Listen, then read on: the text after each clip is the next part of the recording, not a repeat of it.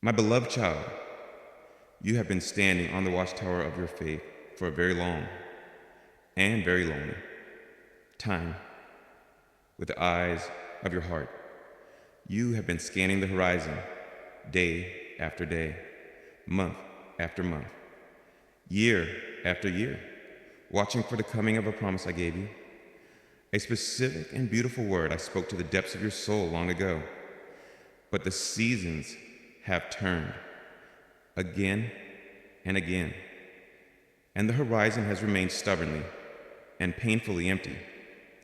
The ship of your promise, the one you were so certain was on its way, has not arrived. And now, the hope that once burned within you like a bright signal fire has dwindled to a plume of smoke, and the watchtower itself has begun to feel like a prison of your own foolishness. The world, with its practical and cynical wisdom, has looked at your long and seemingly fruitless watch, and it has pronounced its verdict upon you. They have called you a fool.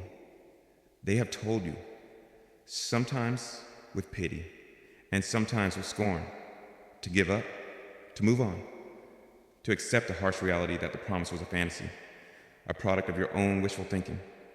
It's over. They have said, it's time to let it go.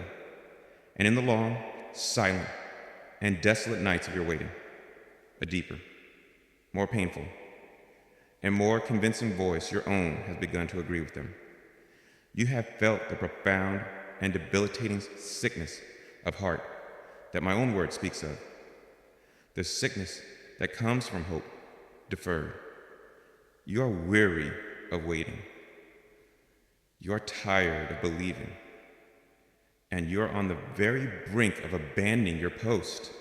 You have come to believe that my promise has failed, that my silence has been my final answer, and that my delay has, in fact, been my denial.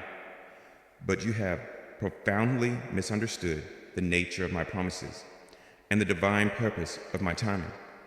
Your hope was not denied. It was being deepened and purified. Your promise was not forgotten. It was being meticulously prepared in the unseen realm. And I have come to you today, here on your lonely watchtower, not to rebuke you for your weariness, but to bring you the good news you have so longed to hear. The long night of the promise is over. The waiting is ending, and the blessing is here. But before we can celebrate the coming of the dawn, we must first honor the darkness of the night you have so bravely endured. I do not diminish your struggle. I have seen every moment of it. I have seen how the sickness of hope deferred has afflicted your soul. I know that this is not just a poetic phrase to you. It is a lived and painful reality. It is a spiritual malady with real symptoms. I have seen the loss of your joy, the pervasive gray that has settled over your life. I have seen the spiritual fatigue that has made even the smallest acts of faith feel like lifting a great weight. I have seen the growing cynicism, the hard shell that has formed around your heart to protect it from further disappointment. Your heart, which once leapt with a joyful and naive excitement at the very thought of the promise, now feels a dull, heavy ache whenever you are reminded of it. You have tried to hide this sickness from others, but I have seen it all. In the midst of this long night, your adversary, the accuser, has been relentlessly at work. He is a master strategist, and he knows that a delayed promise is one of his greatest opportunities to attack the faith of my children. He has come to you day after day, year after year, with his poisonous and convincing whispers. He has said to you, see, God has forgotten you. If he truly loved you, he would not make you wait like this. He has changed his mind. He was never going to do it in the first place. Then he changes his tactics. He points to your own failures and weaknesses during this time of waiting. And he says, of course, he has not answered you. You are not good enough to receive such a promise. You have disqualified yourself with your doubt, with your anger, with your sin. He has used the long delay as his primary and most effective piece of evidence against my faithfulness and against your worthiness. I have also seen the profound pain of your misunderstood faithfulness. You have tried so hard to be faithful during this long wait. You have held on with a white-knuckled grip when every part of your being wanted to let go. You have chosen to believe in me when it felt foolish to do so. But over time, this faithfulness has begun to feel like a fool's errand, for you have looked around you, and you have seen others who have compromised their integrity, who have taken the world's shortcuts, who have not honored me, and they seem to prosper and receive their desires with ease. And you, in your quiet and often painful faithfulness, seem to have received nothing but silence. And you have asked me the honest and heartbreaking question: what is the point of being faithful if it does not produce a result? Why am I sacrificing and holding on when it seems to make no difference at all? You have begun to confuse the timing of my answer with my approval of your heart, and perhaps most painfully, you have felt the slow and tragic fading of the vision. When I first spoke the promise to your heart, it was alive, it was vibrant and clear. You could see it, you could almost taste it, you could feel the joy of its future fulfillment. But the long, gray years of waiting have been like a slow, relentless rain, washing the color out of that vision. The details have grown fuzzy, the edges have blurred. The powerful, emotional connection you once had to the promise has been replaced by a dull, intellectual memory of a hope you once had. You're now trying to hold on, not to a vibrant vision, but to the faint memory of a vision. And that was an exhausting and soul-crushing task. But now, in the midst of your weariness, on the very brink of your surrender, you must hear my heart in this. You have interpreted my delay as my denial. You have believed that my silence meant I had changed my mind. This is the great and foundational lie that the enemy has built his entire case upon. But my delay has never, ever been a sign of my rejection. It has always been a sign of my deep, loving, and intricate preparation. Your hope was deferred, not denied. You thought the promise itself was dying, but I was allowing it to go into the cold, dark ground of your waiting, like a precious seed, so that it could die to its original, smaller form and bring forth a harvest 100 times greater than you ever imagined. You thought I had forgotten the promise, but I tell you, I was thinking of it, and of you, every single day. I was watching over it with the fierce jealousy of a loving father, and I was patiently orchestrating 1,000 unseen details in your life, in the lives of others, and in the circumstances of the world, to prepare the absolute perfect time for its fulfillment. You thought your waiting was a passive, empty, and wasted time. But I was using every moment of your waiting to forge in you the character, the strength, the humility, and the wisdom that you would need to be able to handle the weight of the blessing when it finally arrived. To have given you the promise sooner would have been to destroy you with the very gift I intended to bless you with. You thought the promise was about an Itida thing, a position, a relationship, a ministry.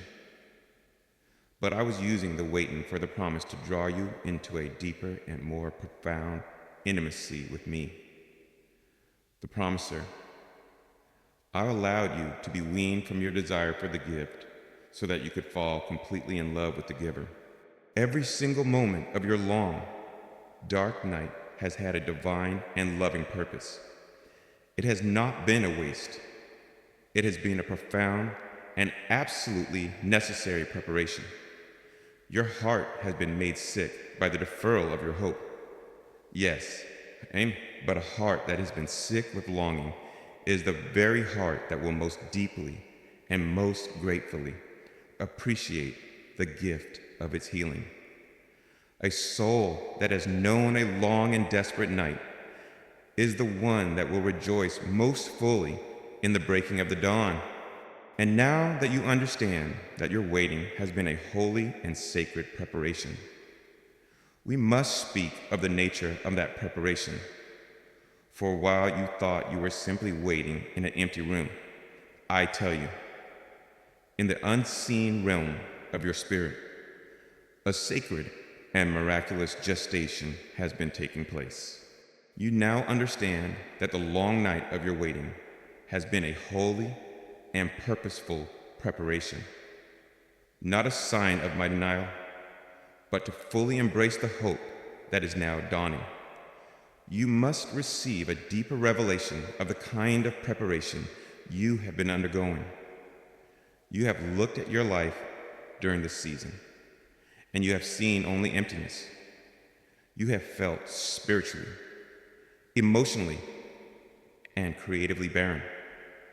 You have watched with a sorrowful heart as others around you have given birth to their dreams, their ministries, and their families, while you have remained, in your own eyes, empty, unproductive, and fruitless.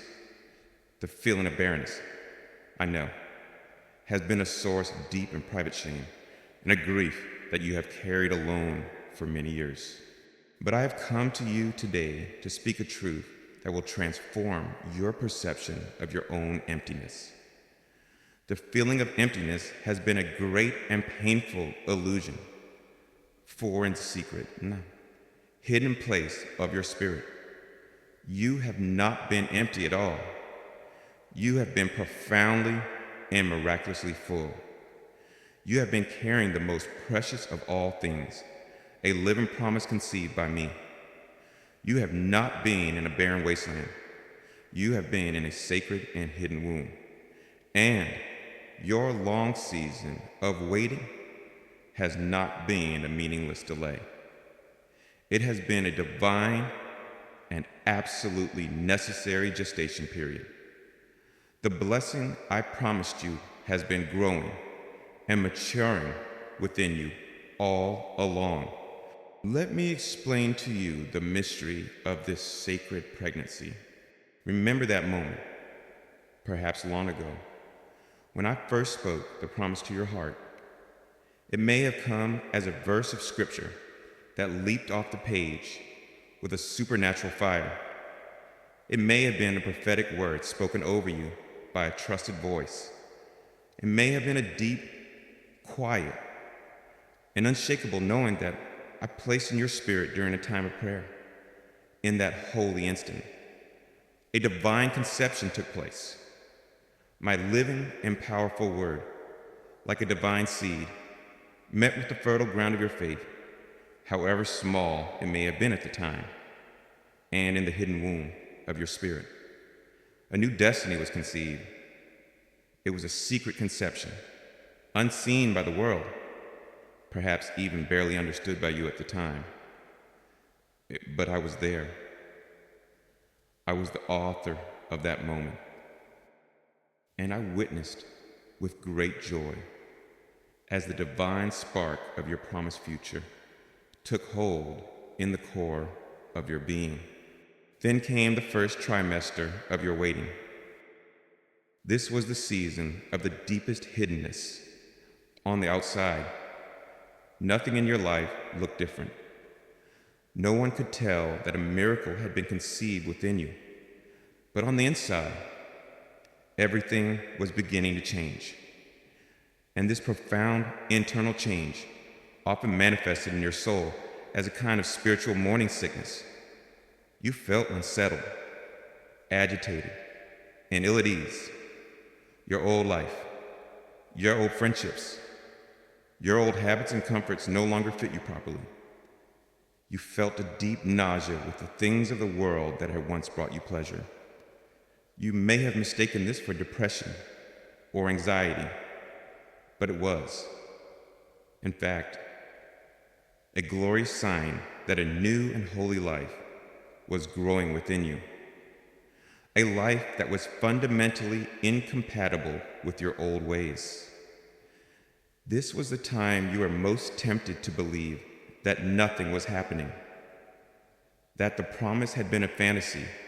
But I tell you, it was during this very period that the most foundational development of your blessing was taking place.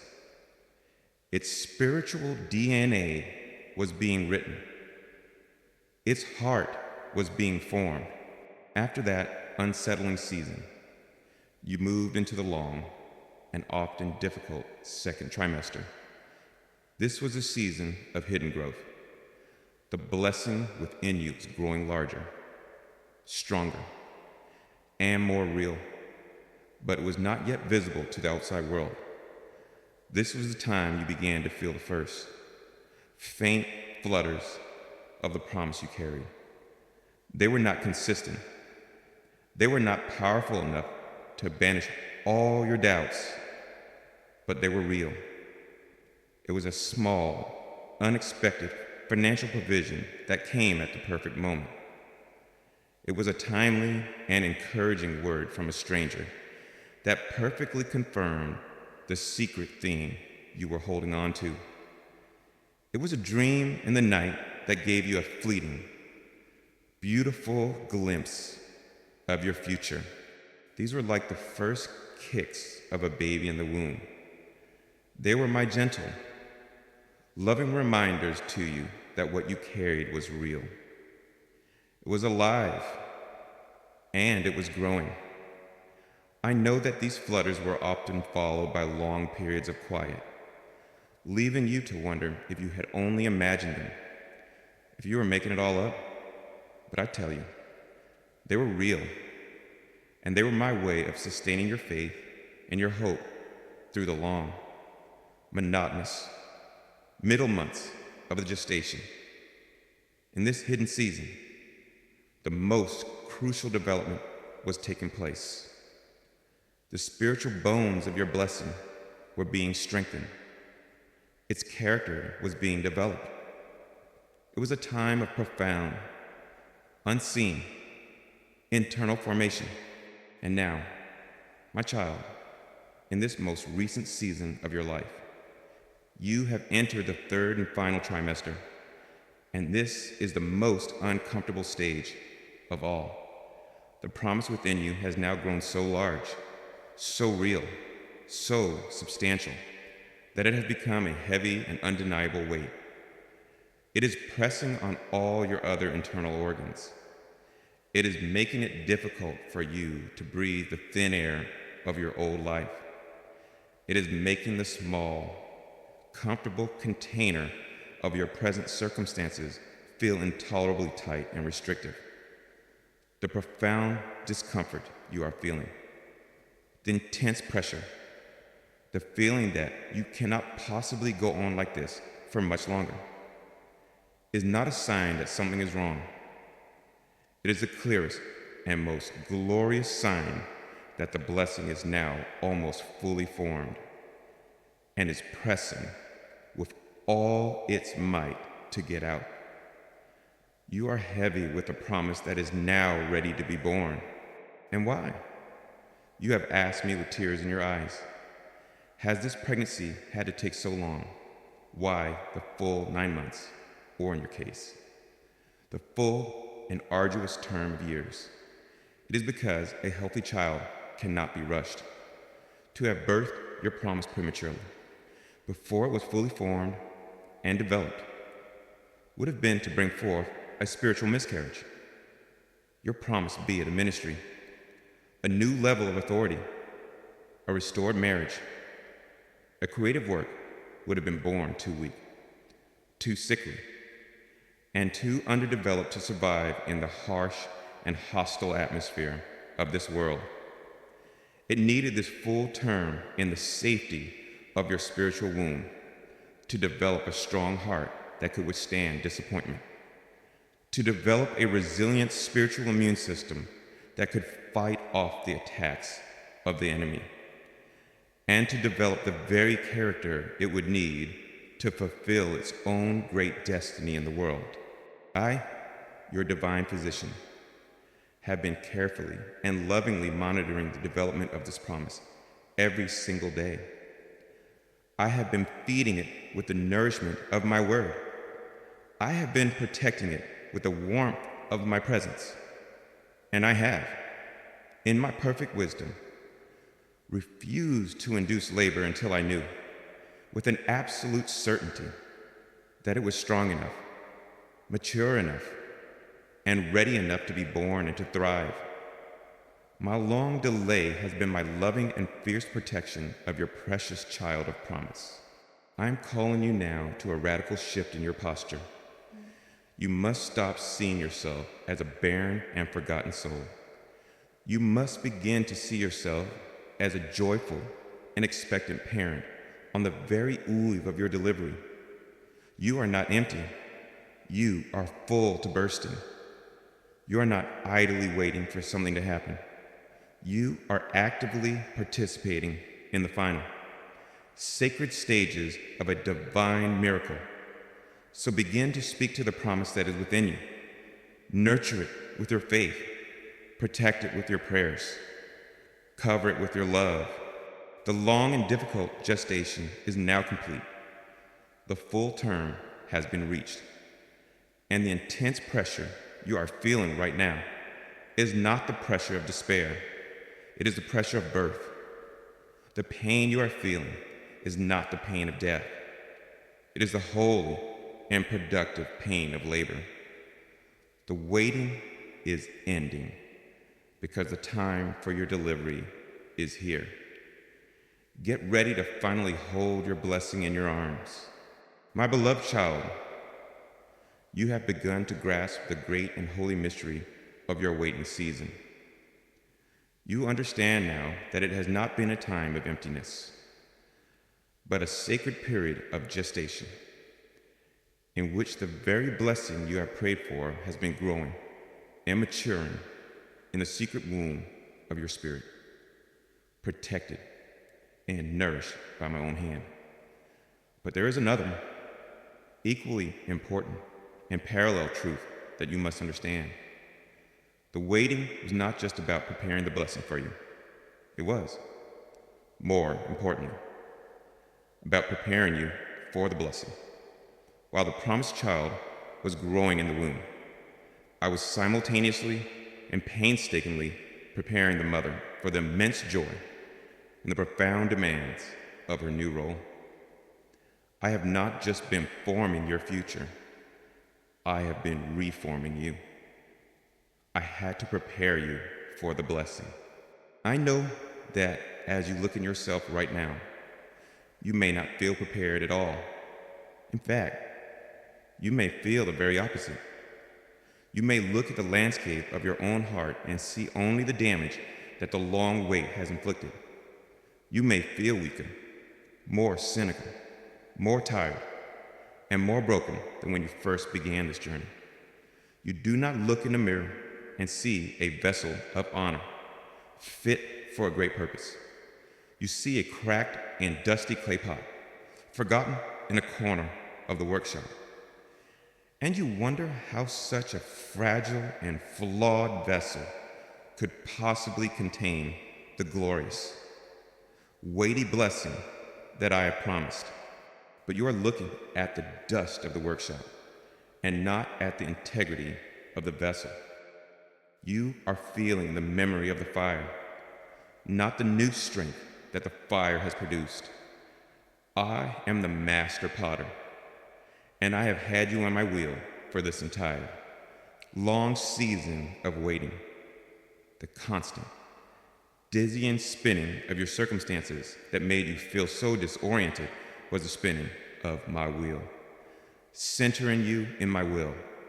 The constant pressure you felt from all sides was the pressure of my own hands, shaping you, molding you, removing the lumps of your pride and smoothing the rough edges of your immaturity, and the intense heat of your trials. The fire you thought would surely consume you was the holy fire of my kiln, transforming the soft, fragile clay of your former self into a hardened, resilient, and beautiful vessel of honor. I had to build a vessel that was strong enough to carry the immense weight of the glory that I'm now about to pour into it. I had to prepare you for the blessing. And this preparation has been a deep, thorough, and often painful work. First and foremost, the waiting was designed to forge within you the indispensable foundation of humility. This is the most crucial character trait for any soul that is to be entrusted with a great blessing. The greatest danger of a blessing, be it success, influence, wealth, or even a beautiful family, is the subtle and lethal pride that it can produce in the human heart. Had I given you the blessing you prayed for years ago, in the season of your youthful strength and your self-confidence, it would have utterly destroyed you. You would have, in your immaturity, believed that you had earned it. You would have thought that you deserved it. You would have seen it as a natural result of your own goodness, your own talent, or your own faith. The long, painful, and deeply humbling process of waiting, of feeling helpless, of being overlooked, of crying out and receiving only silence, has been my primary and most effective tool for crushing the stone of pride in your heart. It has ground your self-reliance and your self-sufficiency to a fine dust. And now, because you have been so deeply humbled, because you know in your very bones that you can do nothing apart from me, when the blessing finally comes, you will not take the credit for it. You will not become arrogant. You will receive it with tears of overwhelming gratitude, and you will give all the glory and all the honor back to me. The long waiting has made you a safe vessel for the blessing. Next, the waiting was designed to forge in you a new strength and resilience. In my workshop, a vessel made of green, unfired clay is beautiful to look at, but it is soft, porous, and utterly fragile. At the first touch of water, it begins to dissolve. It cannot hold anything of value or of weight. To be made useful, it must first pass through the intense and purifying fire of the kiln.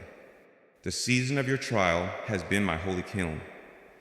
The intense heat of your affliction, the constant pressure of your circumstances, the fiery darts of the enemy, all of this has served a divine purpose. It has transformed the soft, fragile clay of your former character into a strong, hardened, and resilient ceramic. You have felt, at times, like you were being burned alive, like you were about to crack into 1,000 pieces from the heat. But my eye, as the master potter, has been on you every moment. I have controlled the temperature with a perfect wisdom, and the heat has served to vitrify your soul, to make you strong, to give you an inner resilience and a spiritual and emotional toughness that you did not possess before. You are no longer a fragile vessel. You are now a vessel that will not crack under the pressure of the blessing I am about to pour in, or under the inevitable attacks that will come against that blessing. The waiting was also my process of enlarging your capacity. I know this will be hard for you to believe, but the blessing that I now have for you is far greater, far more expansive, and far more glorious than the one you originally asked me for all those years ago. Your old self was a small vessel, a small cup. It could not possibly have contained the sheer volume of joy, of responsibility, of influence, and of resource that I am now preparing to release to you. The new wine of my new blessing requires a new and larger wineskin. The long waiting, the painful stretching of your faith, the hollowing out of your heart through grief and loss, all of this has been my secret and loving process of enlarging your spiritual capacity. I have been making you bigger on the inside. You are now a great and deep vessel, a vessel that is capable of containing a great and mighty blessing without it overflowing into pride or shattering you under its weight. And finally, the waiting was necessary to forge in you a new wisdom for stewardship. A great blessing requires great wisdom to manage it properly. A great inheritance given to a foolish and immature child will be quickly squandered. Had I given you the influence, the resources, or the ministry you once prayed for when you were young and foolish in my ways, you would have mismanaged it. You would have made terrible and costly mistakes. But in your long season of waiting, you have learned so much. You have been in the school of the Spirit. You have learned about my character. You have learned through painful experience about your own weaknesses and proclivities. You have learned what truly matters in my kingdom. This hard-won, practical wisdom is now the priceless skill that has perfectly qualified you to receive and to steward the coming blessing with grace, with skill, and for my eternal purposes. Therefore, I'm calling you now to a complete change in your self-perception. You must stop seeing yourself as a broken, dusty, flawed, and useless pot sitting forgotten on a shelf. That is a lie whispered to you by the accuser, who only sees your past. You must begin to see yourself as I see you, as a beautiful, strong, resilient, and honorable vessel, a vessel that has been lovingly shaped, meticulously fired, and perfectly prepared by the hands of the master potter for a great and glorious purpose. You are not a failure. You are my finished work, ready for its intended use. The vessel is now complete. It has been shaped on the wheel of my sovereignty. It has been fired in the kiln of your affliction. It has been tested and has been proven strong. It is now sitting on the master's shelf, not to be forgotten, but waiting for the appointed moment of its filling. And I, the master of the heavenly household, am now taking you, my precious and prepared vessel, down from the shelf, and I am walking toward the great storehouse of my blessing. The long and painful time of your empty waiting is over. The glorious and joyful time of your divine filling is now at hand. You now understand the great and loving purpose behind your long season of waiting. You see that while you felt you were in an empty waiting room, you were actually in a sacred womb, carrying a promise that needed a full term to grow. You see that while you felt you were being weakened and broken, you were, in fact, being forged into a vessel of honor, strong enough to contain the blessing to come. The preparation of both you and your promise is now complete. But I, who know the weariness of your heart, know that you are wondering, how much longer must I endure? How do I know that the season is truly changing?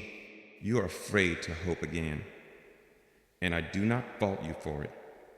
In the past, you have had false alarms. You have seen what you thought was a flicker of light on the horizon. You have allowed your hope to rise, only to have it cruelly dashed against the rocks of yet another disappointment. You have now become guarded, protecting your fragile heart from another potential letdown. You are hesitant to believe that this time is truly different.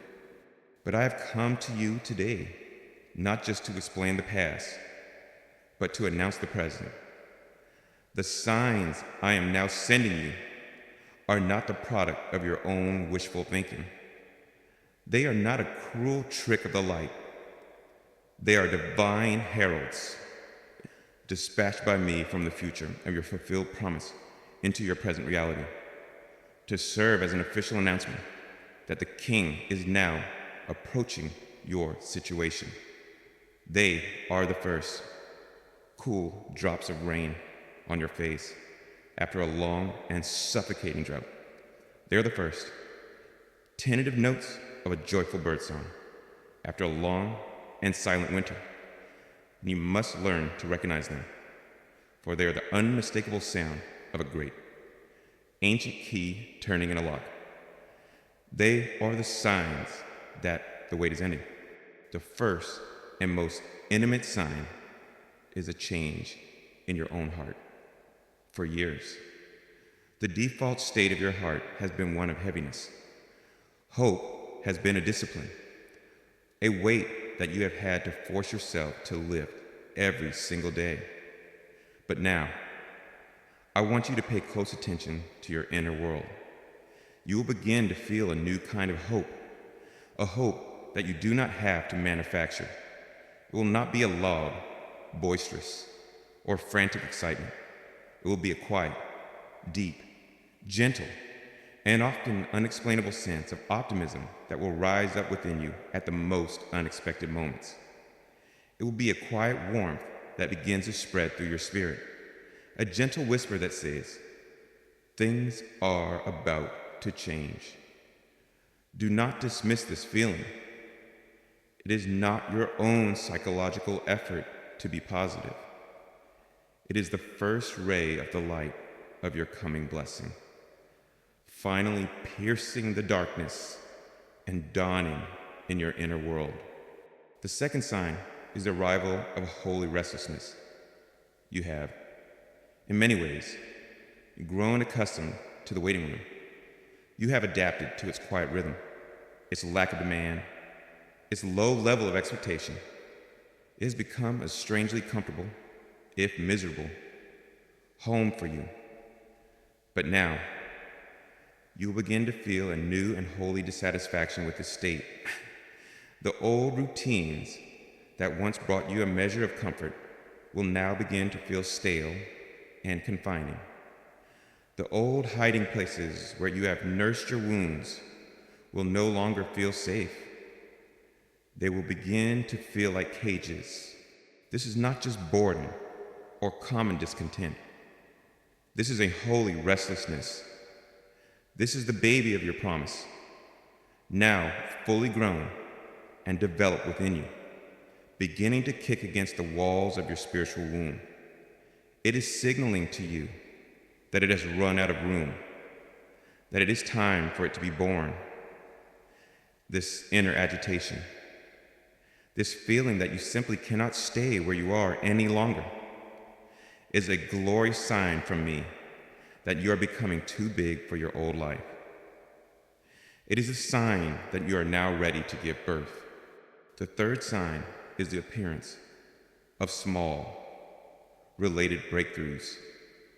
I want you to begin to watch for small, seemingly minor breakthroughs in areas of your life that are related to the great promise you have been waiting for.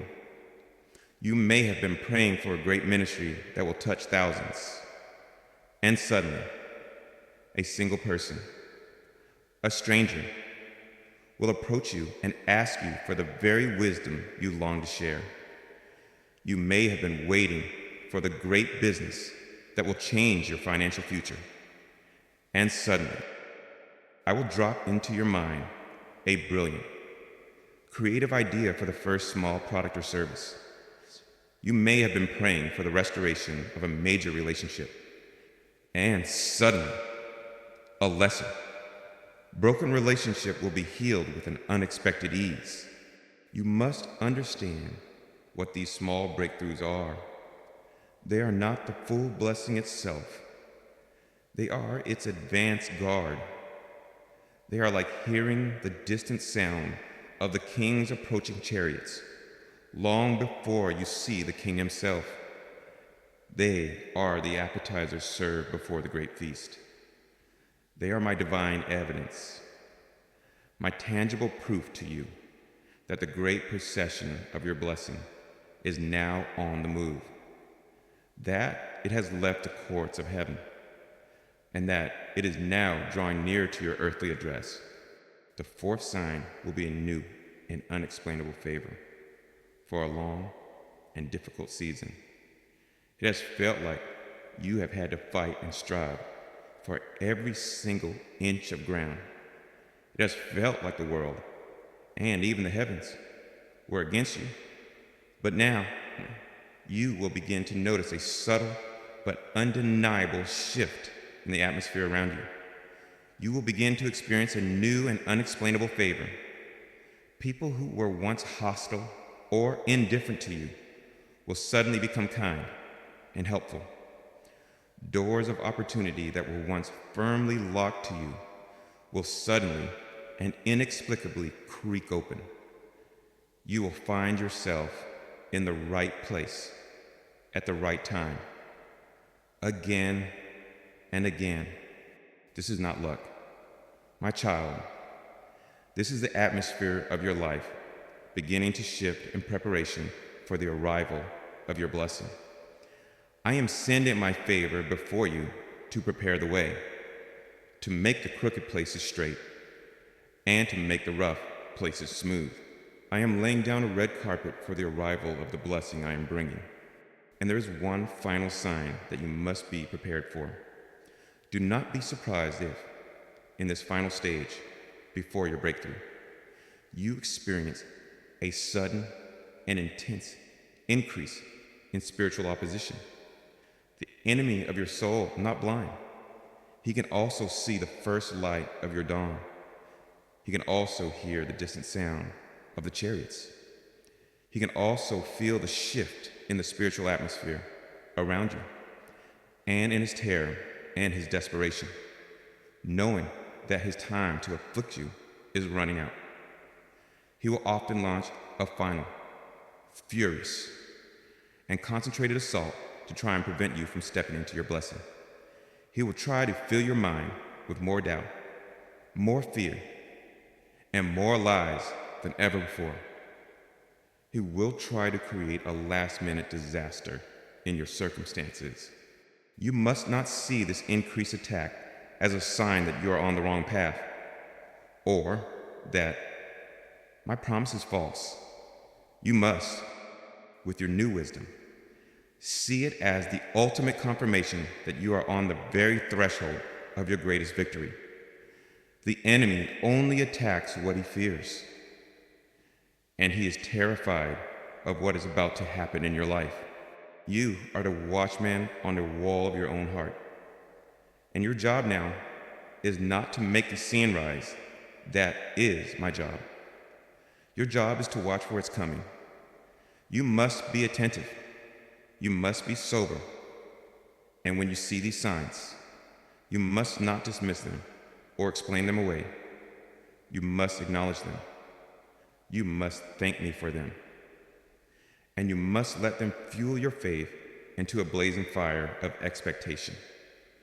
For each sign is a divine confirmation that my word is true, that my love is faithful, and that my timing is always, always perfect. The great key of my sovereign will is now in the lock of your circumstances. The ancient tumblers of prophecy and promise are beginning to align. The sound of the turning key is growing louder and louder in the spiritual realm. The long night of your waiting is almost over. The long season of your promise being hidden behind a locked door is about to end. Get ready. The door is about to swing open. The signs of the coming dawn have been given. The heralds from heaven have announced the approach of the King into your situation. The key of my sovereign purpose has been inserted into the lock of your long-delayed promise. And you have felt the tumblers beginning to align. And now, my beloved child, the time for the signs and the signals is over. The moment you have waited for, the moment you have wept for, the moment your heart has ached for with a longing too deep for words, the moment you had begun to despair of ever seeing, has now, finally, arrived. The time for promises about the future is ending. The time for a divine, powerful, and life-altering declaration about your present reality is here. Therefore, let the heavens bear witness. Let the earth give ear. Let every principality and power in the unseen realm, and every cynical, doubting voice in the seen realm be utterly silenced before this word. Let the great accuser, the one who has tormented you with the specter of endless delay, be bound and gagged by the authority of this decree. For I, the Lord of hosts, the Ancient of Days, and am the God who is, and who was, yes, and who is to come, the one who holds all of your times and all of your seasons in the palm of my hand, do hereby issue a divine, formal, and irrevocable decree concerning you, my faithful child, who has waited so well, by the authority of my own eternal name, an authority before which every knee must bow, by the power of my unending, covenant-keeping love for you, a love that can never fail, and by the seal of the precious and powerful blood of the Lamb, the seal that can never be broken, I declare that the long, hard, painful, and wearying season of your waiting is now, in this very moment, officially, completely, and gloriously over. The season of your hope deferred, the season that has made your heart sick with longing, is over. The ache of unfulfilled expectation will now be healed by the joy of the promise held in your own hands. The season of your barrenness, both spiritual and natural, the season where you have toiled with no fruit to show for your labor, is over. The curse of fruitless striving is broken from your life, and a new season of supernatural fruitfulness, of abundance, and of harvest now begins. The season of your obscurity, your long and painful time of being hidden in the shadows, unseen and unacknowledged, is over. I am now bringing you out into a new and appropriate visibility, placing the lamp of your life on a lampstand, that your light may shine and bring glory to my name. The season of your inner exile, your long residence in the desolate land of anxiety and sorrow, is over. Your citizenship in that land has been revoked. I am now leading you across the border and repatriating you into your true homeland, the kingdom of my own beloved Son, a kingdom of righteousness, peace, and joy in the Holy Spirit. The season of feeling left behind, of the constant, painful comparison and the panic of the last place is over. The race against others is finished. Your unique, beautiful, and masterfully orchestrated journey is now being honored, and you will walk beside me at a pace of grace for the rest of your days. The season of your disqualification, the time when you have believed the lie that your past failures have rendered you unusable, is over. The verdict of your acquittal has been read, and your wholeness has been declared. I now declare you fully qualified, fully equipped, and fully commissioned for the good works I have prepared in advance for you to do. The waiting is over. It is done. It is finished. And in the place of this long and difficult season that has now passed away, I, by that same sovereign authority, do now inaugurate, release, and decree a new season into your life. The divine decree of your fulfillment now begins. I call forth from the treasuries of heaven the season of your fulfillment. The promises you have held onto for so long will now begin to manifest in your life in tangible, undeniable ways. You will see with your own eyes the very things you have only been able to see with the eyes of your faith. I call forth the season of your harvest, all the seeds of prayer, of faithfulness, of tears, and of obedience that you have sown in your long season of waiting will now begin to produce a crop so abundant, so joyful, so out of proportion to your sowing, that you will know it could only be the work of my miraculous grace. I call forth the season of your laughter. The heaviness that has cloaked your heart for so long is now being lifted, and in its place, I am releasing the oil of joy, a spirit of celebration, and a new and holy lightheartedness. You will laugh again, my child, a deep and genuine laugh that comes from a heart that has been healed and made whole. I call forth the season of your visible vindication.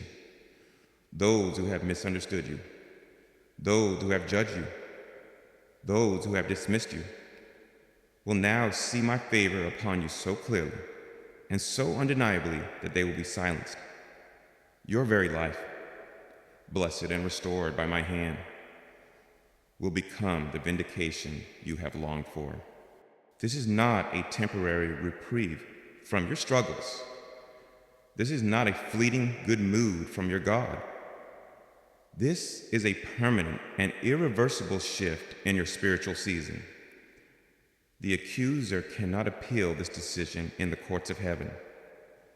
Your own future doubts or fears cannot nullify this decree. Even a future failure on your part cannot reverse it. For this new season is not based on your performance. It is based on my declaration. The decree has been made in the highest court of the universe. It has been signed by my own hand and sealed for all eternity by the blood of my Son. The waiting is over. Now, my decree is an established and unshakable fact in the heavenly realm, but for it to fully manifest in your earthly experience, I now require your partnership. I require your agreement. You must, by a conscious, deliberate act of your will, align your heart, your mind, and your words with my divine declaration. You must stop thinking of yourself as the one who is waiting. You must stop speaking of yourself in those terms. You must stop introducing yourself to others and to yourself as the one who is going through a hard time. That identity has now expired. Your new identity is the one for whom the blessing has come. You must agree with heaven's pronouncement over you. Imagine the great, celestial hourglass of your waiting. For years, you have watched with a heavy heart as the sands of your life have seemed to drain away through the narrow opening, each grain representing another day, another week, another year of unfulfilled promise. And you have feared that the sand would run out before the promise arrived. But I declare to you today that as you have been watching, the very last grain of sand from the top chamber has just fallen. The appointed time of your waiting is now complete. The hourglass is spent. And now, I, the Lord of time, am reaching into your life. I am taking that great hourglass, and I am turning it over.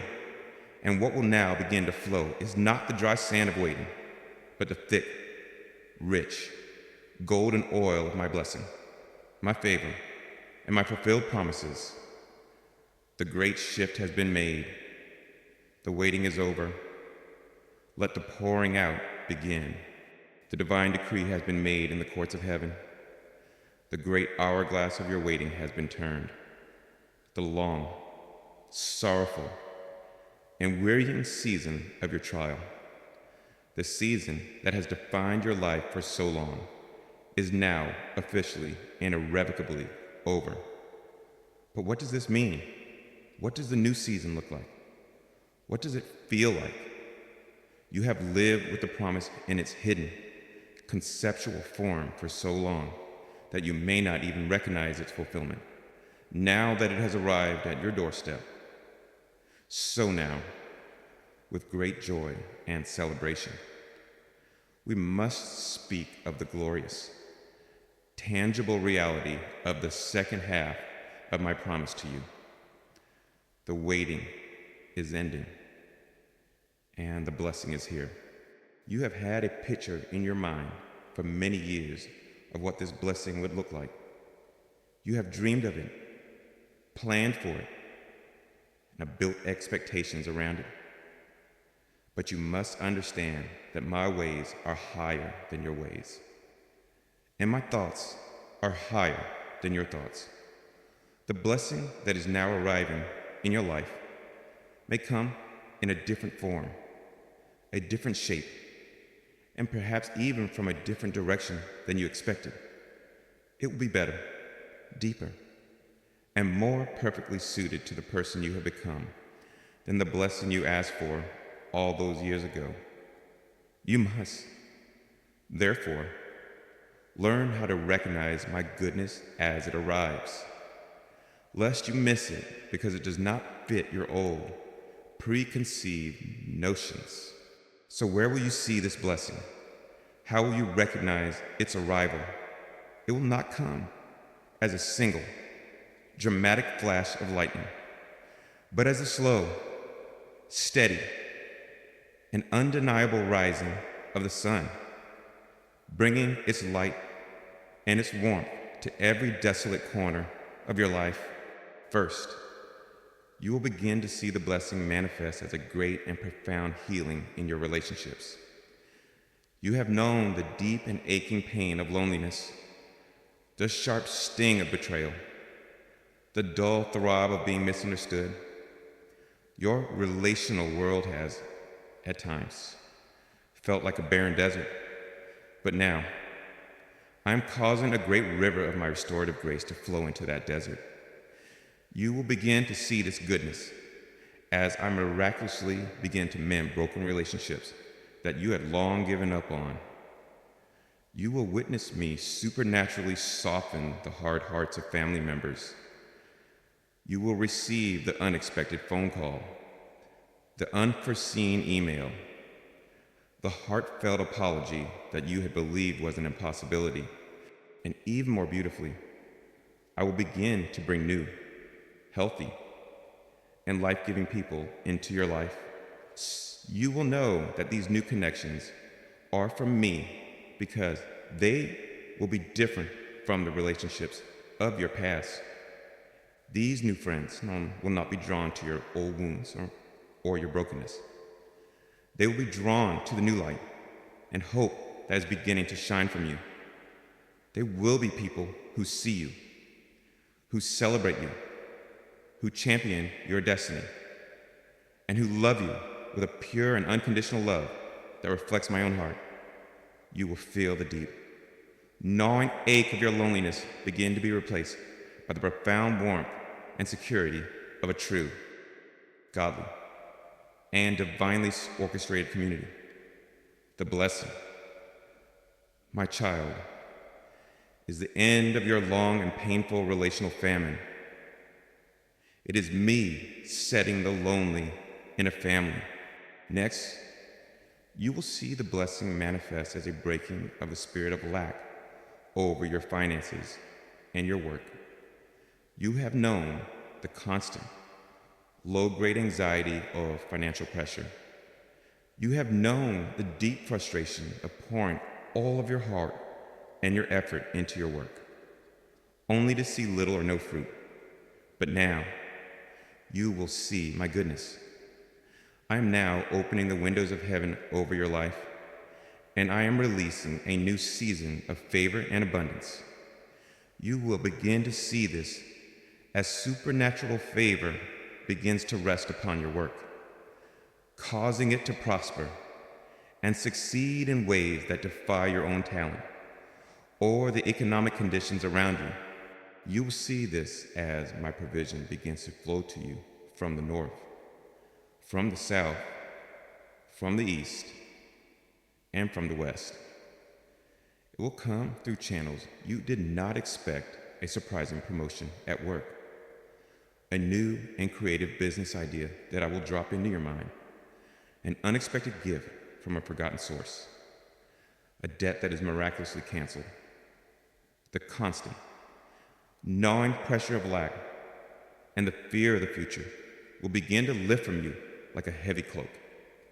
And in its place, you will feel the deep, settled peace of knowing in your bones that your Father is your provider and that his resources are limitless. The blessing is the tangible, daily proof of my promise to supply all of your needs according to my glorious riches in Christ Jesus. You will also see the blessing manifest as an internal resurrection of your joy and your passion. The greatest tragedy of your long waiting has been what it has done to your own heart. It has stolen your joy. It has extinguished your passion for life. But now, the blessing is here, and it is coming as an eternal resurrection. You will see and feel this as the joy you thought was dead forever begins to be reborn within you. You will find yourself laughing again, not a small, polite laugh, but a deep, genuine, full-bodied laugh from the very depths of your being. The passion for life, the passion for your purpose, the simple delight in your hobbies, all of which had been extinguished by the cold waters of long-term sorrow, will be miraculously reignited by the fire of my spirit. You will begin to wake up in the morning, not with a sense of dread, but with a sense of purpose and a quiet desire to engage with your day, rather than just surviving. The gray, colorless world you have been living in will begin to fill with vibrant, brilliant color again. The blessing is the deep, internal restoration of your own heart. It is me giving you beauty for your ashes, the oil of joy for your mourning, and a garment of praise for your spirit of heaviness. And you will see the blessing as I begin to open new doors of opportunity and influence for you. For years, you have knocked on doors that have remained firmly shut. You have felt hidden, silenced, and without a purpose. But now, the blessing is here, and you will see doors you never even knew existed begin to swing open before you with an inexplicable ease. I will begin to give you a new and godly influence in your sphere, whether it be large or small. Your words will begin to carry a new weight. People will begin to seek out your wisdom, your perspective, and your comfort. The ministry or the purpose that you felt had died on the vine during your waiting will be resurrected, but it will come back in a new, more mature, more powerful, and more beautiful form than you had ever imagined. The blessing is me taking your long, painful story and your hard-won wisdom and finally giving it a platform to bring light, hope, and healing to others. But as all of these good gifts begin to flow into your life, you must understand this crucial truth. My child, the ultimate blessing is not the restored relationship. It is not the financial provision. It is not the new opportunity. These are just the streams that flow from the river. The blessing is the river itself. The ultimate blessing is me. It is my manifest presence, my conscious companionship, my restorative love, made tangible in your life. Never fall in love with the gifts and forget the giver. The true blessing is me, with you, in a new, tangible, and joyful way. As these blessings begin to manifest, you must learn to receive them with open hands and a grateful heart. You have been so accustomed to disappointment that you may be tempted to be suspicious of them.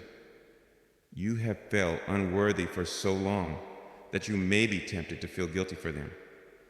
You must resist these lies. This goodness is your inheritance, purchased for you at a great price. When a good thing happens, I want you to learn to pause, to breathe, and to say out loud, this is it. This is the blessing. This is the goodness of the Lord in the land of the living. Thank you, Father. By consciously acknowledging the blessing, you honor me, you strengthen your own faith, and you open your heart to receive even more of my goodness. The waiting is over. Look around you, my beloved child, with your new eyes. The blessing is not on its way. It is not just around the corner. It is here. It is now. It is beginning to break forth in your life like 1,000 points of light. This is your new season. This is your new reality. Welcome to the harvest. The divine decree has been made in the heavens. The waiting is over.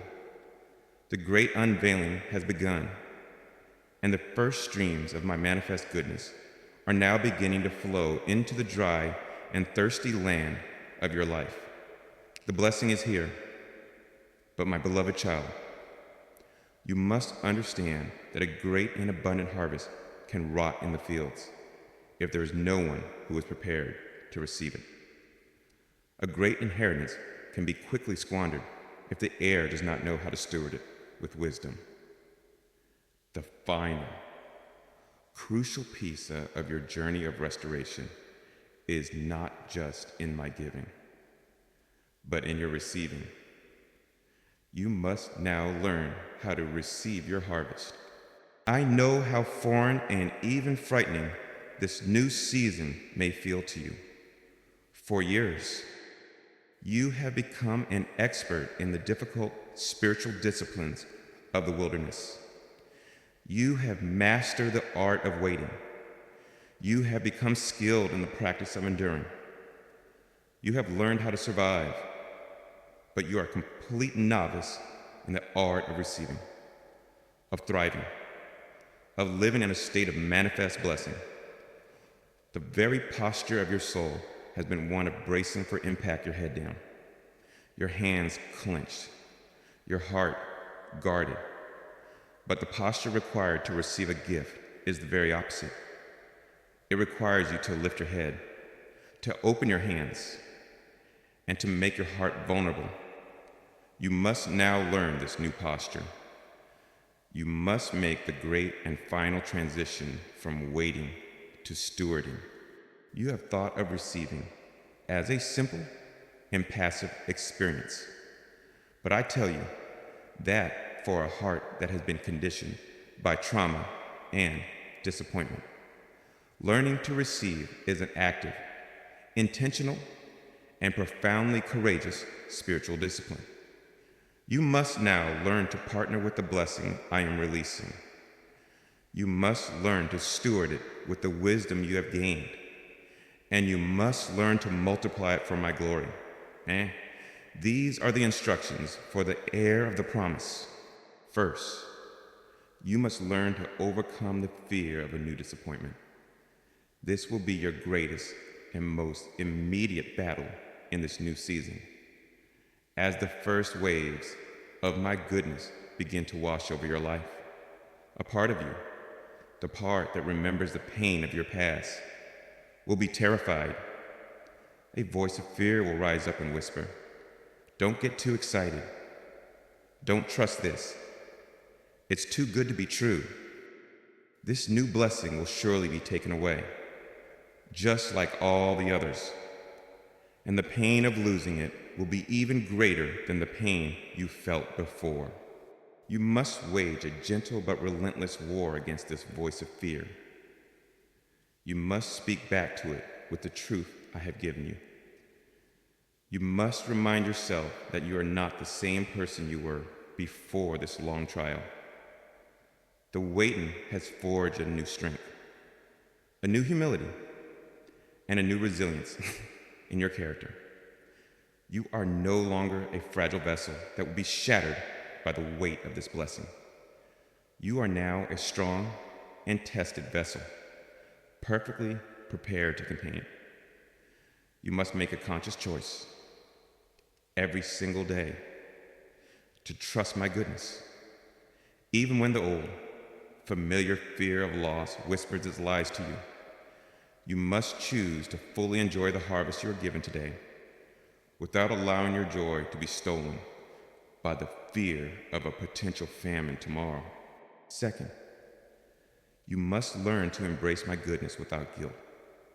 This is a subtle but powerful snare of the enemy. After such a long and arduous season of suffering, you may feel a strange and holy sounding guilt when good things begin to happen to you.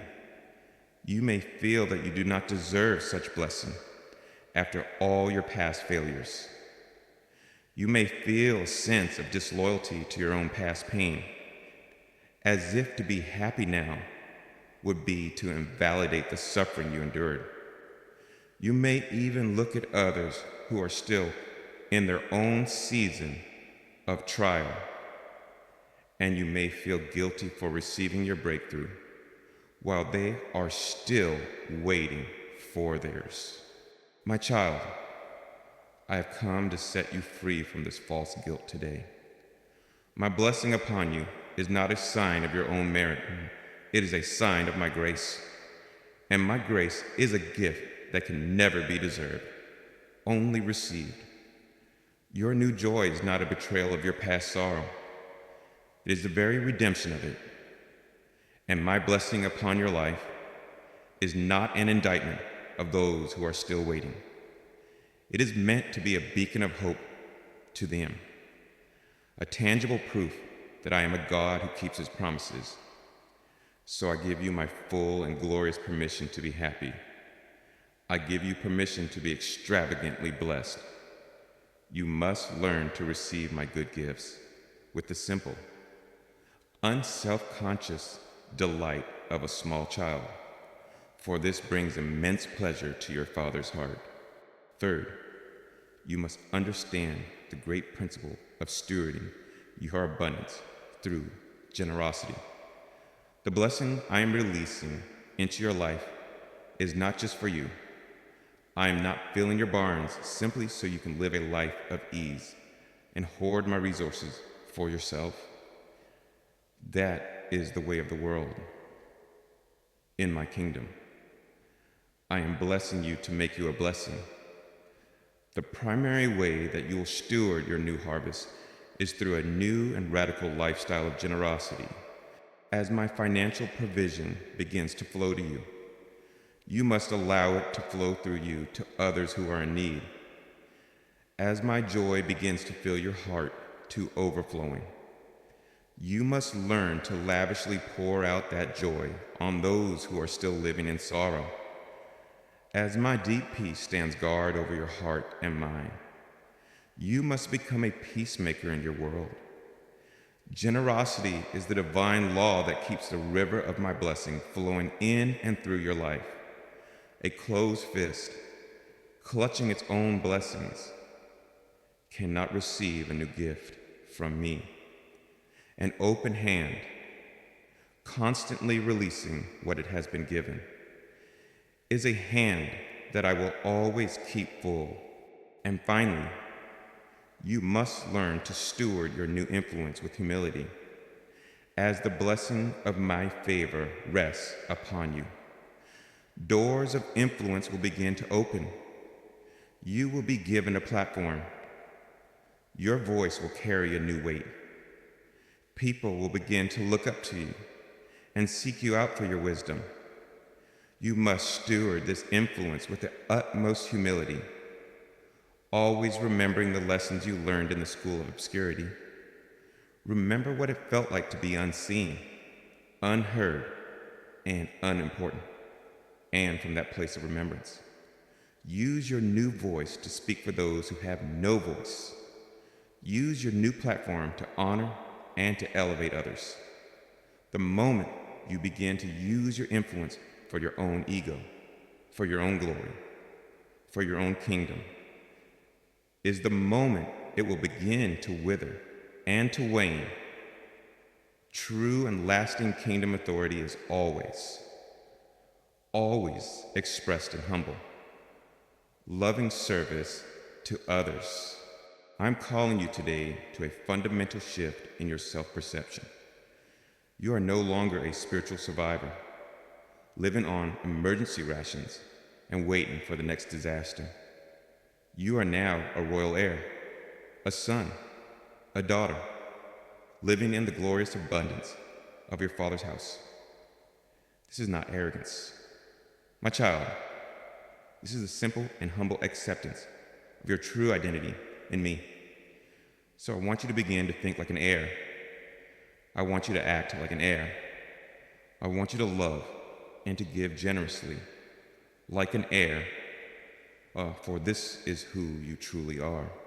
And so, my beloved child, my joyful heir, the steward of my goodness, we have come to the end of this journey of revelation, from the desolate land of your inner exile, through the painful but necessary emptying of your shallow wells, through the glorious unstopping of the ancient sources of your inheritance, to the beautiful, flowing river of my presence.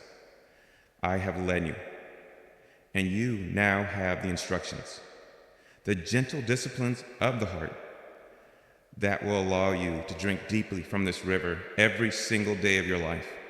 This is not a new and heavy burden of performance, a new set of rules that you must follow perfectly to keep my favor. It is a joyful and liberating invitation into a new and wonderful way of life, a life of conscious, moment by moment partnership with me in receiving and releasing my goodness. And on the days when you forget, on the days when you fall back into the old habits of fear or guilt, my grace will be there to gently pick you up, to dust you off, and to lead you back to the riverbank. My supply of grace is even more abundant than my supply of blessing. So go now into this new season, eat, my child, and be satisfied. Drink, and be filled. This is the harvest that I have so patiently and lovingly prepared for you. This is my goodness, made manifest in the land of the living. Welcome home.